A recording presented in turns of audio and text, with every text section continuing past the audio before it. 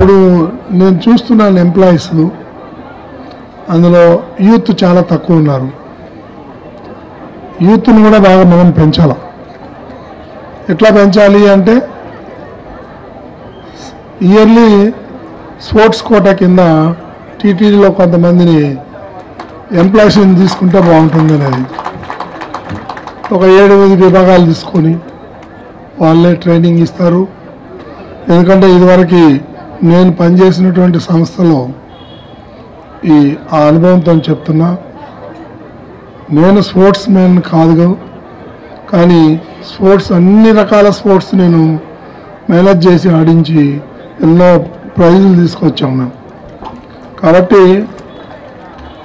యువ గారు కానీ అడిషనల్ యువ కానీ దీని మీద దృష్టి పెట్టి సంవత్సరానికి ఇంతమంది అని చెప్పి రిక్రూట్ చేసుకుంటే వాళ్ళు ఈ ఉన్న ఎంప్లాయీస్కి ట్రైనింగ్ ఇచ్చి వాళ్ళు బాగా ట్రైన్ అప్ అయి స్టేట్కి ఆర్ నేషనల్కి పార్టిసిపేట్ చేసే స్థాయిలో ఎదిగితే అప్పుడు టీటీడీకి మంచి పేరు వస్తుంది.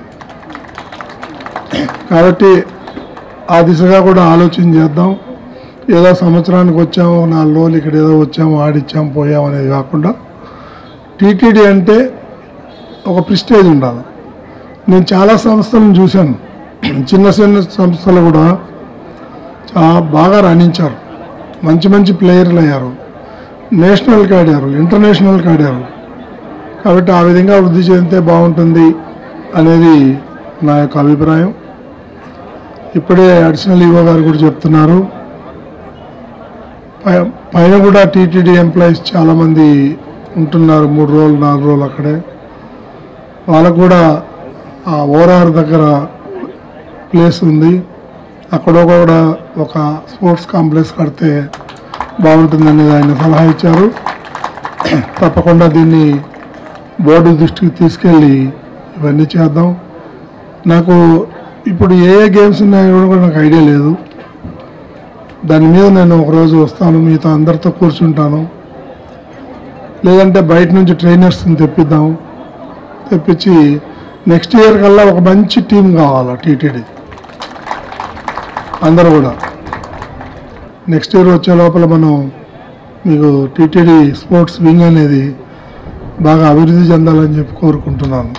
ప్రతి సంవత్సరం 1977 నుంచి మొదలుకొని ప్రతి సంవత్సరం ఈ క్రీడోత్సవాలను నిర్వహించడం చాలా మంచి సంప్రదాయం. ఎందుకంటే ప్రస్తుత పరిస్థితుల్లో మనకి ఎక్కడ చూసినా సరే అందరికీ కూడా స్ట్రెస్ లెవెల్స్ అనేవి మన జీవితంలో చాలా ఎక్కువైపోయాయి. మన పర్సనల్ లైఫ్లో కావచ్చు, ప్రొఫెషనల్ లైఫ్లో కావచ్చు. అలాగే మన ఆహారపు అలవాట్లు కూడా చాలా మార్పులు చెందాయి. అలాగే మన యాటిట్యూడ్లో కూడా చాలా మెటీరియలిస్టిక్ కల్చర్ అనేది ఎక్కువ అవడం అనేది మనం చూస్తున్నాము. వీటన్నిటి వలన ఏమవుతుందంటే స్ట్రెస్ లెవెల్స్ అనేవి ఓవరాల్గా ఎక్కువ ఉండడం, ఫుడ్ హ్యాబిట్స్ సరిగ్గా లేకపోవడం, ఇవన్నీ కూడా జరుగుతాయి. ఒక సెడెంటరీ లైఫ్ అంటే ఎక్కువగా ఫిజికల్ యాక్టివిటీ లేకుండా మెంటల్ యాక్టివిటీ ఉన్న లైఫ్కి మనము ఎక్కువగా అలవాటు పడ్డాము. ఎందుకంటే ట్రాన్స్పోర్ట్ ఫెసిలిటీ కానీ ఎక్కడా కూడా మనం ఫిజికల్గా కష్టపడాల్సిన అవసరం లేని లైఫ్ మనము అలవాటు పడ్డాం. దీనివల్ల ఏమవుతుందంటే ఈ మధ్యకాలంలో లైఫ్ స్టైల్ డిసీజెస్ అనేవి చాలా ఎక్కువగా ఉన్నాయి.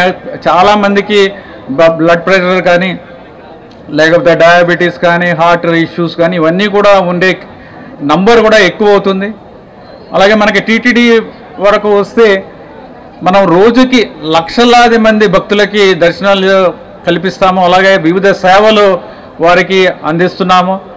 ఈ విధంగా చేస్తున్నప్పుడు మనకి ఎంతో స్ట్రెస్ లెవెల్స్ ఉంటాయి. స్ట్రెస్ లెవెల్స్ ఉండడానికి కారణం ఏంటంటే మనందరికీ తెలిసిందే. ఎందుకంటే పిల్గ్రిమ్స్ యొక్క భక్తుల యొక్క ఎక్స్పెక్టేషన్ పెరగడం, అలాగే అందరి ఎక్స్పెక్టేషన్స్ పెరగడం మనకి ఎంతో స్ట్రెస్ లెవెల్స్ కూడా క్రియేట్ చేస్తూ ఉంటాయి. ఇవన్నీ హ్యాండిల్ చేస్తూ మనం ముందుకు వెళ్లాల్సి వస్తుంది. ఇలాంటి సందర్భంలో ఇలాంటి ఉత్సవం, క్రీడోత్సవం, అలాగే మనకి యాన్యువల్గా జరుగుతున్నాయి, ఇవి ఎంతో కూడా మనకి మానసిక ఉల్లాసానికి ఎంతో ముఖ్యం. ఇవన్నీ కూడా చేస్తున్నందుకు, ప్రతి సంవత్సరం చేస్తున్నందుకు మనము చాలా గర్వపడాలి.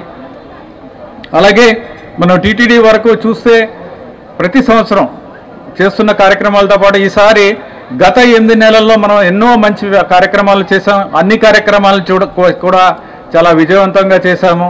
బ్రహ్మోత్సవాలు కానీ, శ్రీవారి బ్రహ్మోత్సవాలు, పద్మావతి అమ్మవారి బ్రహ్మోత్సవాలు, వైకుంఠ ఏకాదశి, అలాగే అన్ని కార్యక్రమాలు కూడా మనము రథసప్తమి ఇలాంటివన్నీ కూడా ఎంతో బాగా అందరి మన్ననలు పొందడం జరిగింది. అలాగే మనం చేసే అన్ని సేవలు కూడా అన్నప్రసాదాలు కానీ, లడ్డు ప్రసాదాలు కానీ, ఏదైనా సరే మనం రిసెప్షన్లో కానీ ఎక్కడైనా సరే ఏ సేవ అయినా సరే చాలా బాగా చేస్తున్నామని అందరి ఫీడ్బ్యాక్ కూడా ఉంది.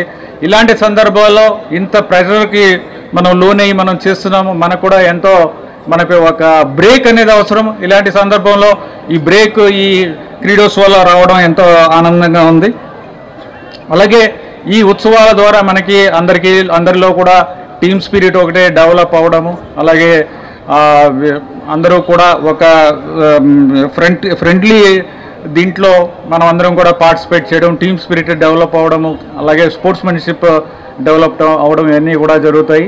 వీటన్నిటి వలన ఇందాక ఎడిషనల్ ఈవో గారు కూడా చెప్తున్నారు, ప్రతి వారు కూడా ఇండివిజువల్ లెవెల్లో ఈ స్పోర్ట్స్ ఈవెంట్స్ జరుగుతూ ఉంటాయి. ఇండివిజువల్ లెవెల్లో ప్రతిరోజు కూడా తమ కోసం 1 గంట సేపు వ్యాయామం కోసం తప్పనిసరిగా పెట్టుకోవాలి. అంతేకాదు తమ ఫ్యామిలీ మెంబర్స్ కూడా ఇది అలవాటు చేయాలి. ముఖ్యంగా చిన్నపిల్లలకి చిన్నప్పటి నుంచే ఈ ఫిట్నెస్ అనేది మనము ఒక హ్యాబిట్ లాగా చేయాల్సి వస్తుంది. మనం కూడా మన హెల్త్ని జాగ్రత్తగా కాపాడుకోవాల్సి వస్తుంది. అందరం కూడా ఏదో ఒక భావోద్వేగానికి ఎప్పుడూ కూడా గురవుతూ ఉంటాం.